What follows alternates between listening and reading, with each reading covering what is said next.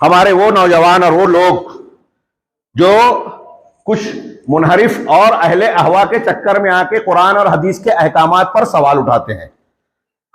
ہاں جیسے آج کل چل رہے ہیں نئے نئے فتنے، ارے فلاں حدیث وہ عقل میں نہیں آتی، فلاں روایت وہ سائنس کے حساب سے جو ہے اس پر سوالات اٹھتے ہیں، ہم جواب نہیں دے پاتے.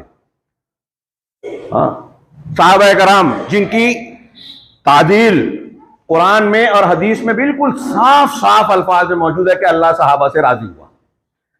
تمہارا ایمان اور ہدایت اس وقت اللہ کے ہاں قبول ہوگی جب صحابہ کرام کی طرح ایمان ہوگا. فَإِنْ آمَنُوا بِمِثْلِ مَا آمَنْتُمْ بِهِ فَقَدْ اهْتَدَوْا. جو رسول کی اور مومنین کے راستے کی مخالفت کرے گا تو ہم اس کو اسی راستے پر چلائیں گے اور جہنم میں ڈال دیں گے. قرآن کہتا ہے وَمَن يُشَاقِقِ الرَّسُولَ مِن بَعْدِ مَا تَبَيَّنَ لَهُ الْهُدَىٰ وَيَتَّبِعْ غَيْرَ سَبِيلِ الْمُؤْمِنِينَ نُوَلِّهِ مَا تَوَلَّىٰ وَنُصْلِهِ جَهَنَّمَ وَسَاءَتْ مَصِيرًا. اللہ کے رسول صلی اللہ علیہ وسلم فرماتے ہیں کہ میرے صحابہ میں سے کسی کو برا نہ کرو، اگر ان میں سے کسی ایک نے ایک مد آدھا مد اللہ کے راستے میں صدقہ اور خرچ کیا ہے تو تمہارے احد پہاڑ کے برابر سونا بھی اس کو نہیں پا پائے گا. اب ہمارے آج کا ایک شخص کھڑا ہوتا ہے، ایک نہیں ایسے کئی لوگ فتنے کھڑے ہوتے ہیں یہود نصارہ اور شیعوں کی طرف سے. سنی بن کے آتا ہے اور نوجوانوں سے کہتا ہے کہ وہ جنگ جمل جنگ صفین ہوئی تھی، کربلا کا واقعہ ہوا تھا، آپس میں مسلمانوں کی جنگ ہوئی تھی، تو پھر کیسے دونوں صحیح ہو سکتے ہیں؟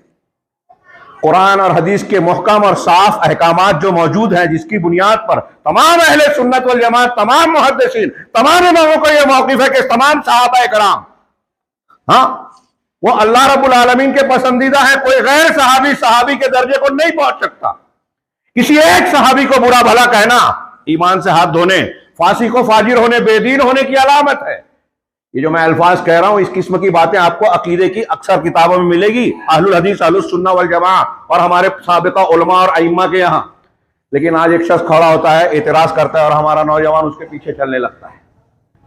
یہ جو صورتحال ہے کہ قرآن اور حدیث کی صاف صاف محکم تعلیمات کو چھوڑ کر ان فتنہ سامانیوں کے پیچھے بھاگنا، ایسے سوالات اٹھانا جو غیر محکم ہے اور اس میں کھود کرید کے عقلیت کی بنیاد پر یا کسی اور بنیاد پر ہوائے نفس کے پیچھے چل کر شرک بدعت اور متفقہ اصولوں کو چھوڑ کر گمراہی کو اختیار کرنا، شرک و بدعت کو اختیار کرنا، یہ جو طریقہ ہے یہ اس بات کی دلیل ہے کہ ہمارے یہاں اللہ کی تعظیم نہیں ہے.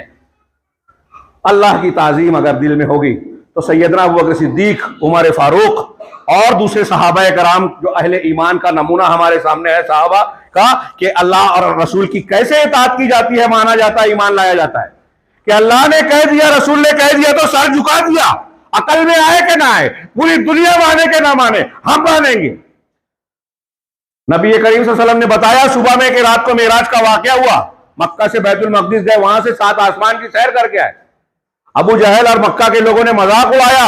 سیدنا ابوبکر صدیق سے کہا جب لوگ مذاق اڑا رہے ہیں، صدیق اکبر کہہ رہے ہیں کہ اگر رسول کہہ رہے ہیں تو میں مانتا ہوں، ایمان رکھتا ہوں. یہ ہے ایمانی شان.